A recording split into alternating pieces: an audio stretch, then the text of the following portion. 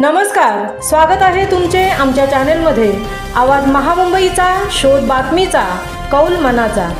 चला तर मग आमचे चॅनल शेअर करा, लाईक करा आणि सबस्क्राइब करा। धन्यवाद। पेण अल्पवयीन मुलीवर लैंगिक अत्याचार प्रकरण। भाजप महिला नेत्याच्या मुलाला वाचवण्यासाठी राजकीय नेते सरसावले। पीडितेच्या नातेवाईकांवर राजकीय दबाव। भाजपाच्या जिल्हा महिला सरचिटणीसच्या मुलाने अल्पवयीन मुलीवर 6 महिने लैंगिक अत्याचार केल्याची घटना उघडकीस आली होती। अल्पवयीन मुलीला प्रेमाच्या जाळ्यात ओढून लग्नाचा आमिष दाखवून मनीष नरेंद्र म्हात्रे यांनी तिच्यावर 6 महिने बलात्कार केला होता। तसेच तिच्याशी लग्न करण्यासही नकार देऊन तुम्हाला काय करायचंय ते करा असे पीडित मुलीच्या वडिलांना धमकावले होते। या प्रकरणाला आता राजकीय वळण लागले आहे। भाजप नेत्याच्या मुलाला वाचवण्याकरता राजकीय नेत्यांनी पीडित मुलीच्या नातेवाईकांशी संपर्क साधायला सुरुवात केली आहे व त्यांच्यावर दबाव वाढण्याचा प्रयत्न केला जात आहे।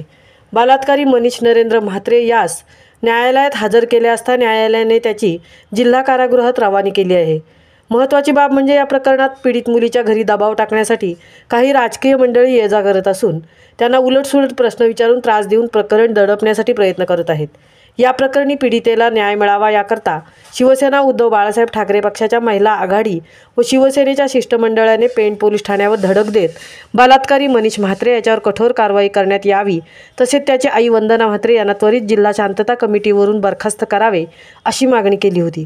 परंतु आजतागायत जिल्हाधिकारी व जिल्हा पोलीस अधीक्षकांनी वंदना म्हात्रे यांना बडतर्फ केले नाही। त्यामुळे पोलीस व प्रशासनावर राजकीय दबाव आहे काय असा प्रश्न उपस्थित होत आहे। राजकीय मंडळी बलात्काराला वाचवण्याकरता पीडितेच्या नातेवाईकांवर दबाव आणत आहे। आवाज महामुंबईचा चॅनलसाठी धर्मेंद्र प्रधानसह तृप्ती भोईर, पेण।